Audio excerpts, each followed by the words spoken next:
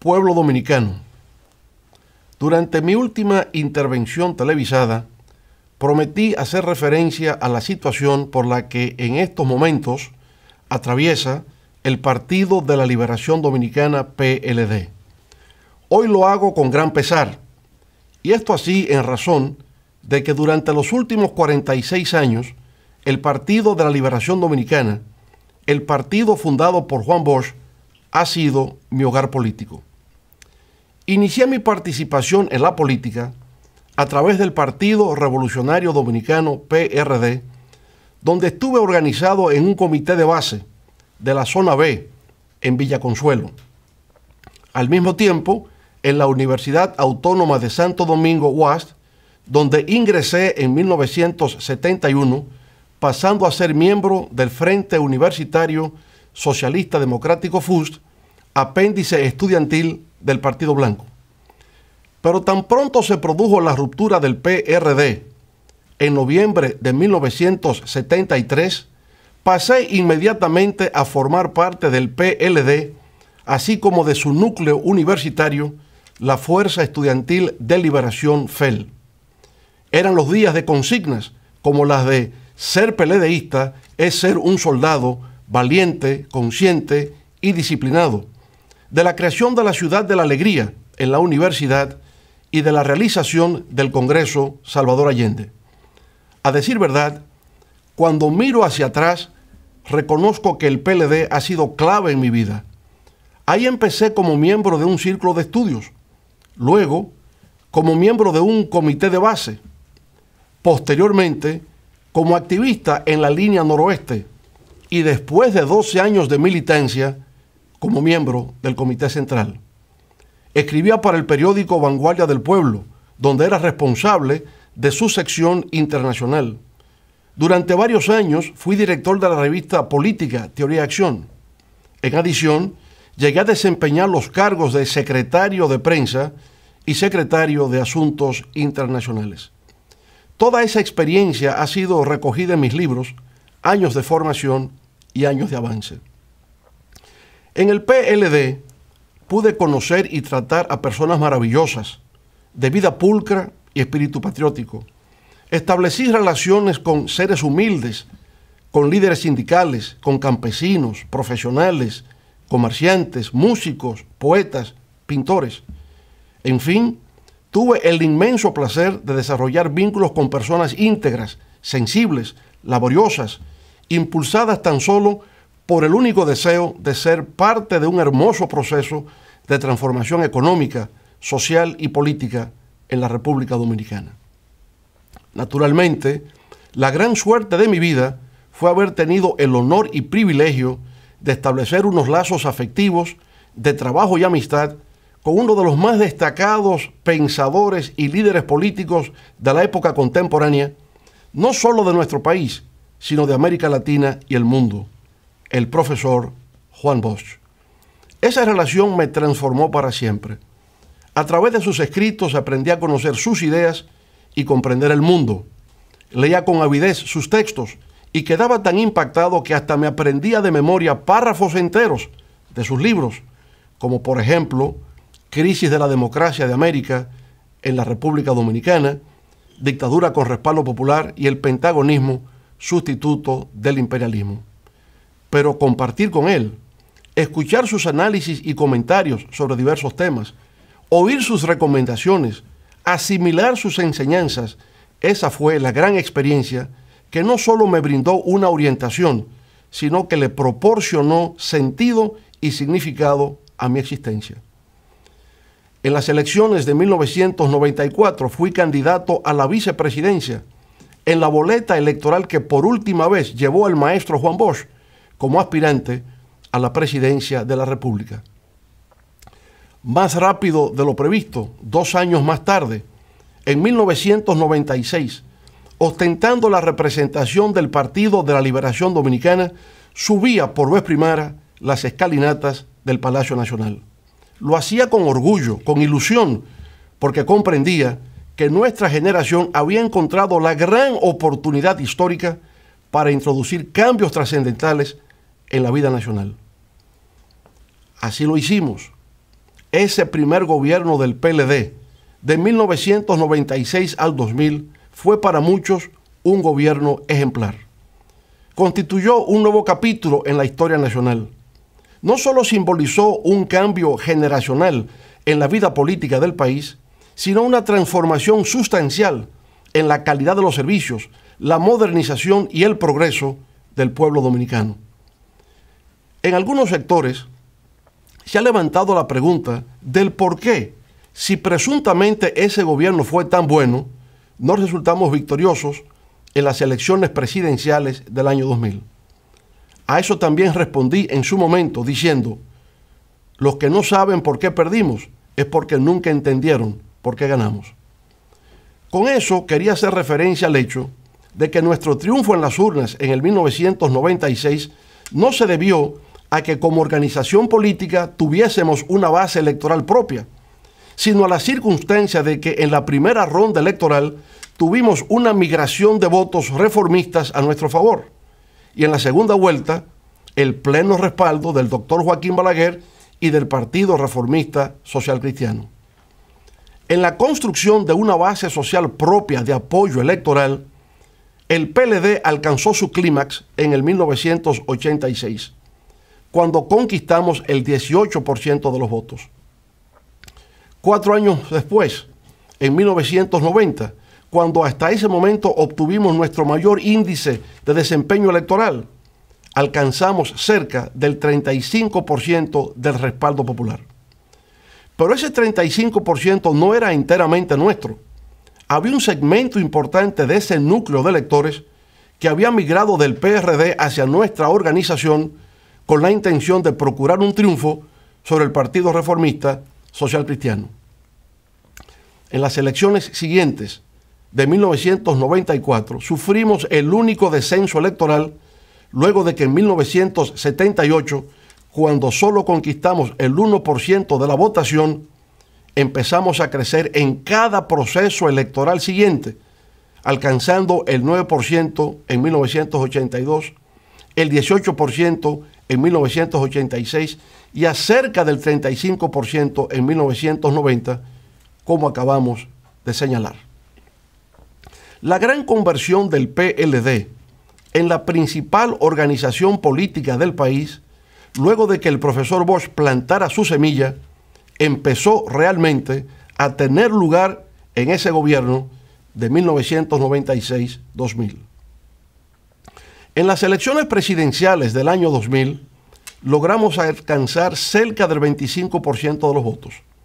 Hasta entonces, en toda la historia del PLD, nunca habíamos conquistado tal nivel de votación contando con nuestra propia base social de apoyo.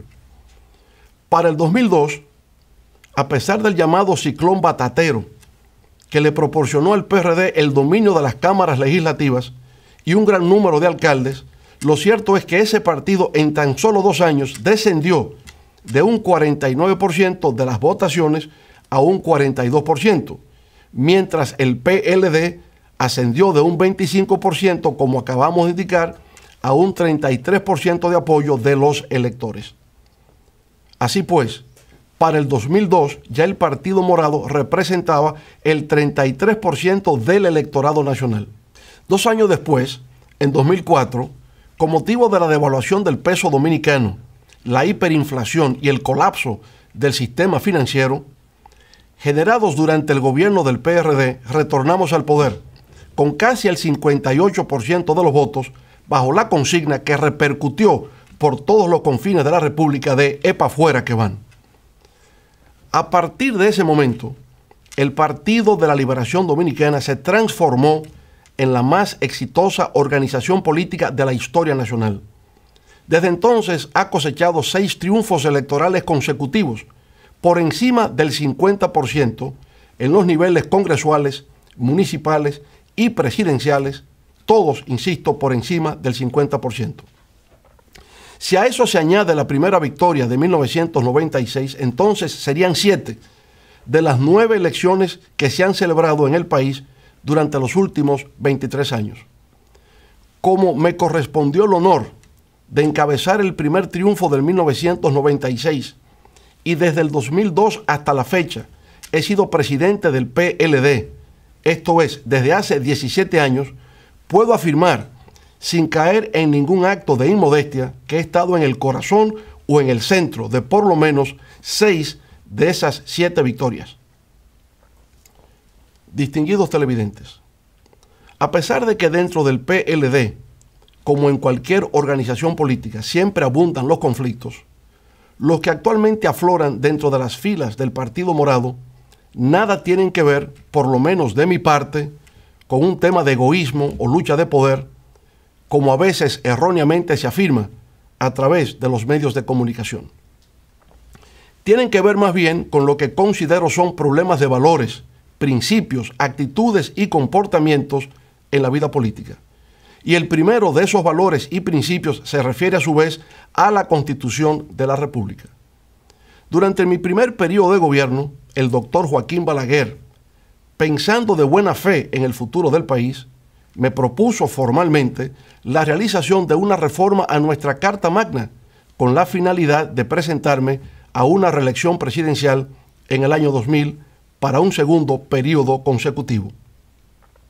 Agradecí en los mejores términos esa propuesta por parte de esa leyenda de la política nacional que es el doctor Balaguer, pero opté por declinarla, indicándole al viejo líder que en la historia de los pueblos de América Latina y de la República Dominicana, cada vez que un hecho así ocurre, genera fuertes tensiones políticas, dando origen a gobiernos dictatoriales.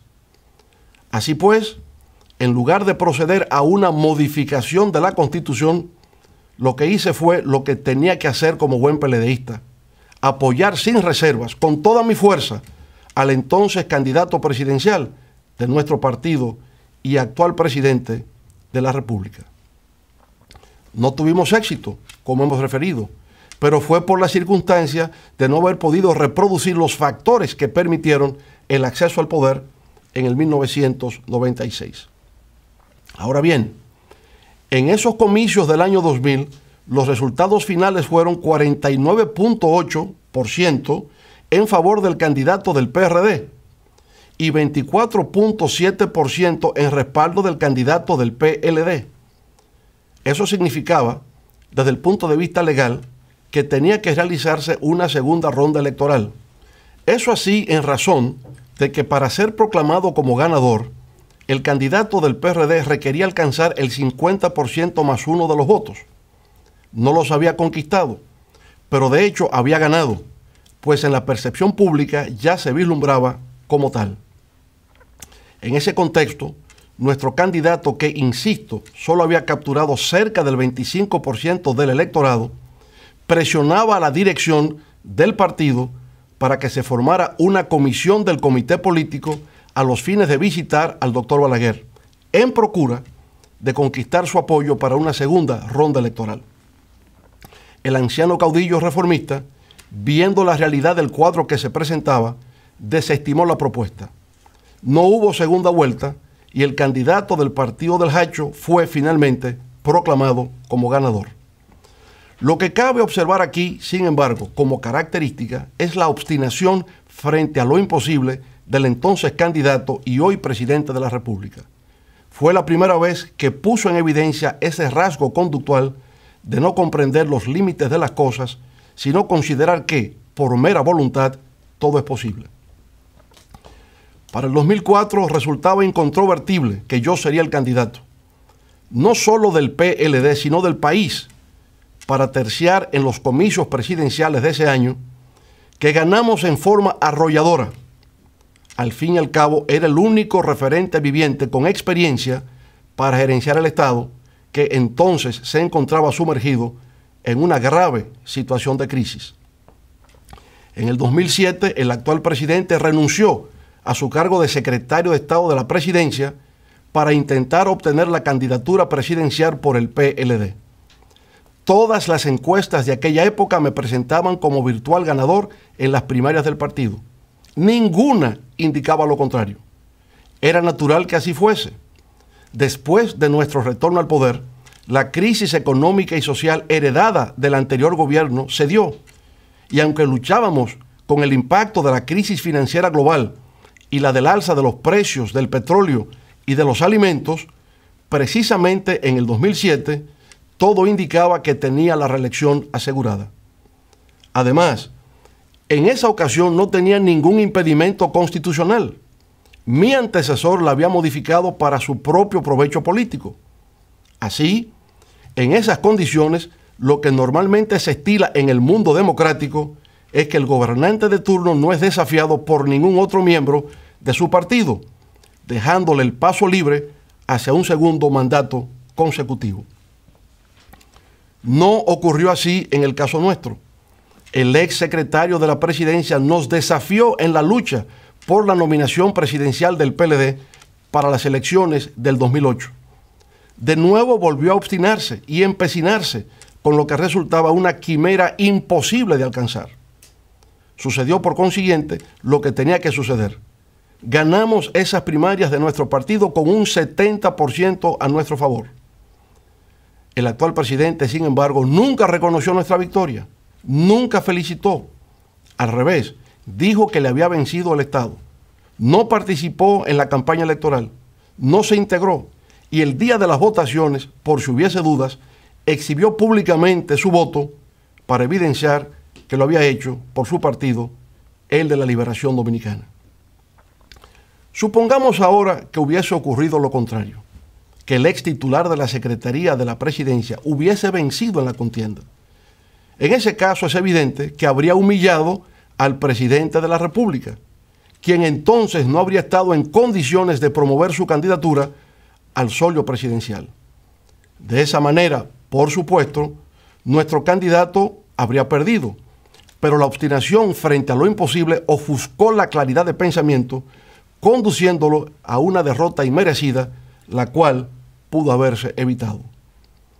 Algunos de los que hoy levantan sus voces de manera soberbia y altisonante dejaron entonces abandonado a su líder actual. Se aferraron complacientemente al nuevo gobierno y dejaron que el candidato derrotado emprendiera solo su travesía por el desierto.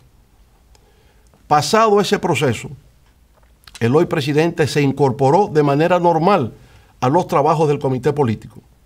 Hay quienes me han señalado que cualquier otro adversario distinto a mí, luego de lo acontecido, había procurado eliminarlo como competidor, tal como se predica en el clásico texto de Robert Greene, Las 48 leyes del poder.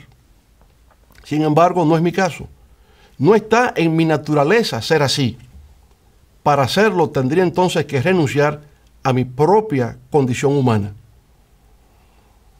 En las elecciones congresuales y municipales del 2010, el Partido de la Liberación Dominicana llegó a la cima de su gloria. Obtuvo 31 senadores, decenas de diputados y una gran cantidad de alcaldes. La mayoría de esos legisladores electos me visitaron a Palacio para indicarme que estaban a mi disposición para realizar una reforma a la Constitución que me permitiese un tercer periodo consecutivo. Se recogieron 2 millones de firmas para persuadirme de la necesidad de continuar al mando. Se realizó una gran concentración en el Palacio de los Deportes a tales fines. En mi intervención, sin embargo, dejé claro, sin titubeo alguno, que endosaba esos 2 millones de firmas al partido, debido a que la Constitución de la República me impedía una nueva reelección. Se aproximaban las nuevas elecciones presidenciales del 2012. El actual presidente de la República no marcaba bien en las encuestas. La primera dama, Margarita, por el contrario, se encontraba en una posición de preferencia. En una de las decisiones más difíciles de mi vida, le solicité a ella, sin embargo, que abandonase su legítimo derecho a aspirar por la candidatura presidencial, dejándole así al presidente el camino despejado para la obtención de su candidatura a la primera magistratura del Estado. Si en aquel momento hubiese intentado imponer a la primera dama como candidata, sabía lo que ocurriría. El partido se habría dividido, habríamos perdido las elecciones y yo habría sido el responsable histórico de esa derrota. Luego, con 30 puntos por debajo en las encuestas frente a su antiguo rival del PRD en los comicios del 2000, le ayudamos con gran dedicación y empeño para que viera cristalizar su sueño de ver la bandera tricolor colocada sobre su pecho. Todo eso se hizo a cambio de nada. Nunca se solicitó un ministerio, una embajada o un consulado, nada. Se hizo porque así nos formamos los PLDistas auténticos. Al presidente, en su hora de penumbra, no se le empujó hacia el abismo. En los momentos en que por razones de méritos le correspondía la oportunidad, hicimos hasta lo indecible. En circunstancias en que su candidatura aún no concitaba suficiente respaldo, le servimos de apoyo. Esa ha sido siempre nuestra forma de pensar y proceder. Creo en valores y principios. Creo en el respeto a la Constitución, en la preservación de la democracia como sistema político y en la consolidación de un Estado fundado en los criterios de legalidad y legitimidad. Pero de igual manera me inclino frente al sentido del honor, de la dignidad, del decoro, del respeto, de la decencia, de la cortesía, de la amistad, del mérito y, en fin, en la ética del intercambio de las relaciones humanas. Señoras y señores, al abandonar el gobierno en agosto del 2012, mi nivel de aprobación llegaba al 74%. Pero eso, que en principio debió servir de estímulo y aliciente, obró por el contrario en mi contra. Sirvió en realidad para que mis adversarios de adentro y de afuera pusieran en ejecución una intensa y despiadada campaña de demolición moral que intentaba hacerme desaparecer del escenario político nacional al tiempo de destruir nuestro legado en beneficio del progreso y el bienestar del pueblo dominicano. El gran dramaturgo irlandés Bernard Shaw, al referirse al destacado líder revolucionario soviético León Trotsky, solía decir que era tan fiero en el combate político que podía cortar la cabeza de su adversario y exhibirla en público sangrante, pero no se permitía tocar el carácter privado de su víctima. La despojaba de todo prestigio político, pero le dejaba su honor intacto. Aquí fue todo lo contrario. Se aplicó un plan de descrédito nacional e internacional a través del cual se lanzaron mentiras, falacias, insultos, inmundicias y groserías, todo destinado a hundir mi persona y desmoronar mi imagen. Con el tiempo empezó a verse claro que ese plan de descrédito en mi contra era parte de un proyecto político bien concebido, dirigido a perpetuarse en el poder. De ahí la reforma de la Constitución en el 2015, realizada con el único propósito de hacer viable la reelección presidencial. A pesar de mi oposición a dicha reforma y a pesar del diabólico plan de destrucción al que me he referido, con la finalidad de mantener la unidad del PLD y de que se ganasen de nuevo las elecciones del 2016, puse en segundo plano mis propios valores, creencias y forma de actuar. Acepté suscribir un acuerdo de 15 puntos firmado por todos los miembros del comité político. En esa ocasión, la obstinación frente a lo imposible funcionó debido a que se actuaba desde una lógica de poder y el criterio de que la fórmula de 2 periodos de ejercicio presidencial y nunca más debería ser la norma a tomar en consideración fue aceptada por distintos sectores. Pero ese acuerdo valió de poco a la hora de ejecutar medidas que constituían una obligación a cargo del grupo oficialista. Se incumplieron de manera atropellante varios de sus acápites, incluyendo recientemente el impedimento para que el compañero Demóstenes Martínez asumiera la presidencia de la Cámara de Diputados.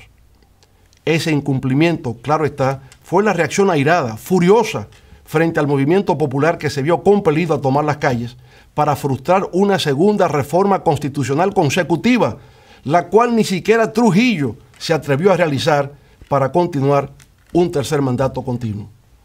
Bajo la consigna de que la Constitución no está en venta, distintos sectores de la sociedad dominicana, desde los más humildes, como los motoconchistas, hasta profesionales de diversas ramas, artistas, religiosos, sindicalistas y empresarios, levantaron su voz de protesta. Fueron días espléndidos e inolvidables de lucha, de batallar por una causa que al menos por un instante le devolvieron a la política un sentido de mística, de dignidad y de patriotismo. Luego han venido las elecciones primarias abiertas del PLD, celebradas el pasado 6 de octubre. Esas elecciones constituyen una mancha y una vergüenza en la historia del Partido de la Liberación Dominicana. Se emplearon todas las maniobras malignas concebibles hasta llegar a convertirlas en lo que realmente son: el primer matadero electoral automatizado del siglo XXI. A pesar de haberse hecho uso en forma grosera de miles de millones de pesos, de alzarse con todo el peso institucional del Estado, de contar con el involucramiento activo de ministros, gobernadores, directores departamentales, alcaldes y militares, la fuerza del pueblo salió triunfante. La fuerza del pueblo venció al Estado, demostró que a pesar de todas las adversidades y vicisitudes, es hoy por sí misma una fuerza política respetable, con peso específico en la República Dominicana. Las fuerzas gubernamentales ni vencieron ni convencieron, y para intentar imponerse, sus miles de millones de pesos invertidos resultaron insuficientes, pues tuvieron que recurrir, en adición, a la realización de un fraude electoral. Ese fraude estuvo programado para entrar en funcionamiento desde las primeras informaciones transmitidas sobre el resultado de los cómputos, pero se aceleró e intensificó cuando con el 90% de las mesas computadas la tendencia nos proyectaba como ganador. Fue ahí, precisamente ahí, cuando a partir de las 6:30 p.m., solo faltando por computar el 10% de las mesas o 200.000 votos sobre el 1.600.000 que ya se habían computado, que se produjo el fenómeno que ha dejado a destacados especialistas de la ciencia de la data y de las estadísticas en estado de desconcierto y de perplejidad. Nunca habían visto un hecho semejante. Aseguran que lo que se produjo fue por una de dos razones: por milagro o por fraude. Sostienen que lo acontecido en esa recta final de los cómputos fue algo inusual, que no parece responder a una causa natural. Esto último está dicho en lenguaje muy diplomático. En realidad, lo que se ha querido hacer significar es que lo ocurrido está más allá de la capacidad humana. Digámoslo claro, ni con el fraude que habían montado nos ganaban. A las 6:30 p.m. entraron en pánico, pisaron el acelerador y dejaron la huella del crimen. Manteniendo mesas abiertas hasta la 1:45 de la mañana del día siguiente a las votaciones, lograron que en las distantes provincias del sur votara el 70% de los electores, cuando el promedio nacional solo alcanzó el 25%. ¡Qué bárbaros! ¡Qué crimen contra el pueblo y la democracia! Ahora hemos solicitado que se haga una auditoría forense integral. Esa auditoría equivale a una especie de autopsia sobre el cadáver del fraude electoral automatizado. Exigimos que esa autopsia sea de verdad, siguiendo los estándares internacionales establecidos. Que los médicos patólogos a intervenir en ese examen lo hagan en presencia de nuestros equipos técnicos y de nuestros asesores. La Junta Central Electoral no debe temer la realización de una auditoría forense, conforme a los requisitos que hemos solicitado. Nadie la ha acusado de haber causado ese fraude. Todo el mundo sabe que sus integrantes son personas íntegras y de respeto. Los causantes son otros. Por tanto, la Junta Central Electoral no pierde nada y sí ganaría mucho en autoridad y prestigio si deja que los hechos fluyan y permite que los médicos de patología informática hagan la disección al cadáver del fraude. Al hacerla, deberán cortar los tejidos y órganos en descomposición de todo el cuerpo, cabeza, tronco y extremidades, exhibir sus vísceras purulentas y establecer con precisión en el acta de defunción cuáles fueron las causas reales que provocaron la muerte por fraude del primer experimento fallido de voto automatizado en la República Dominicana. Negarle al pueblo dominicano ese derecho sería arrojar mayores sombras sobre un proceso ya de por sí enteramente desacreditado y deslegitimado. Así, pueblo dominicano, nada de lo que acabamos de narrar ha debido ocurrir. si ha tenido lugar ha sido por la imprudencia, la tosudez y la creencia de que el poder no tiene límites, de que el poder es para usarse, de que se hace lo que conviene y de que el poder no se desafía. Pero allá en el fondo emerge una vez más como factor oculto la obstinación por hacer realidad lo que resulta imposible. En ese contexto, el gobierno se ha convertido en un ente rencoroso y vengativo. Es un gobierno que acosa, que silencia las voces que se le oponen, que presiona y que no se sonroja para atropellar. El equilibrio partidista en el PLD se resquebrajó. La facción grupal, ahora en forma de categoría de Estado, se instaló en el comité político a través de la creación de un cenáculo que para un partido de vanguardia recibió un nombre extraño e inapropiado, la OTAN. Ahí se ha creado una oligarquía de hierro, completamente desconectada de las estructuras del partido, que se reúne siempre con anticipación para llevar sus propuestas previamente acordadas al máximo organismo de dirección política. Esa oligarquía de hierro opera en forma de una casta, no tiene visión de partido, en el sentido de ser una organización que integra y representa a todos sus miembros. Se comporta en forma autoritaria. Aún en condiciones de absurdo e irracionalidad, actúa solo interesada en la defensa de sus intereses grupales. Su noción de lealtad es bastante singular. Responde al poder de un decreto presidencial. El predominio de ese estilo de conducta en los más altos niveles de dirección del partido me ha hecho comprender que, sencillamente, el PLD de Juan Bosch ya no existe. La estrella se ha eclipsado. Las bases del Partido de la Liberación Dominicana siempre estarán en mi corazón, en mis desvelos y consideración. De ahí provengo, ahí están mis orígenes políticos. Por tanto, la conozco en su capacidad de sacrificio, de dedicación y de amor al pueblo. Donde quiera que me encuentre, esas bases del PLD recibirán siempre mi apoyo, respeto y gratitud. A lo largo de 46 años, es largo el recorrido que he realizado dentro de las filas del Partido de la Liberación Dominicana. He sido un hombre afortunado, he aprendido, he luchado y me he confundido con el pueblo para ser parte de su historia. En la memoria quedarán amigos, compañeros y tal vez muchas anécdotas que contar.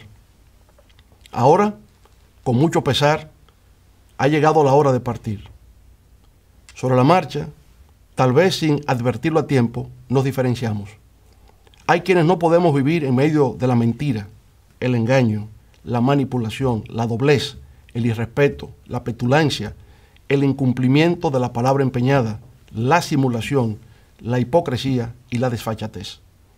Después de haber vivido los 46 años más fructíferos de mi vida, de considerarme un humilde discípulo de la escuela de pensamiento de Juan Bosch, presento de manera irrevocable formar renuncia a mi condición de presidente y miembro del Partido de la Liberación Dominicana. Ahora, guiado por el Espíritu Divino, me esperan otros caminos por transitar.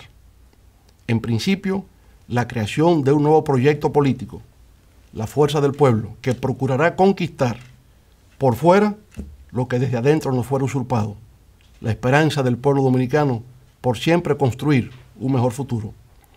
La fuerza del pueblo será un proyecto de unidad nacional que va más allá de unas siglas para representar los anhelos de las grandes mayorías. Será un proyecto profundamente democrático que apueste por el cumplimiento de las reglas de juego, la transparencia y la participación dinámica de todos los sectores de la sociedad. Será además un proyecto renovador en las formas y en el fondo, un proyecto cercano y humano, en fin, un proyecto de futuro, integrado por hombres y mujeres, jóvenes y ancianos, capaz de devolver la esperanza y la confianza del pueblo dominicano en sus instituciones. En lo inmediato, con el apoyo recibido en las primarias abiertas el pasado 6 de octubre, continuaremos sumando a distintos sectores de la sociedad dominicana, deseosos de formar parte de una nueva organización política que abre sus puertas a la participación democrática. Estableceremos alianzas con otras organizaciones políticas, con la sociedad civil, con núcleos profesionales, con líderes sindicales y sociales, y de esa manera crearemos una fuerza de oposición tan potente que en poco tiempo contribuirá a reconfigurar el escenario político nacional. Con esa fuerza le haremos saber a los engreídos de Palacio que no se saldrán con la suya, que al pueblo se le respeta y que se preparen para escuchar por todos los confines del territorio la consigna de que para el 20 es para afuera que van. En estos momentos de emociones y sentimientos encontrados, por un capítulo de mi vida que termina y de otro que se inicia, me permito invocar las Sagradas Escrituras en el Salmo 23, que reza así: Jehová es mi pastor, nada me faltará. En lugares de dedicados pastos me hará descansar. Junto a aguas de reposo me pastoreará. Confortará mi alma, me guiará por senderos de justicia, por amor de su nombre. Aunque ande en valle de sombra de muerte, no temeré mal alguno, porque tú estarás conmigo. Amén. Muchas gracias. Buenas noches.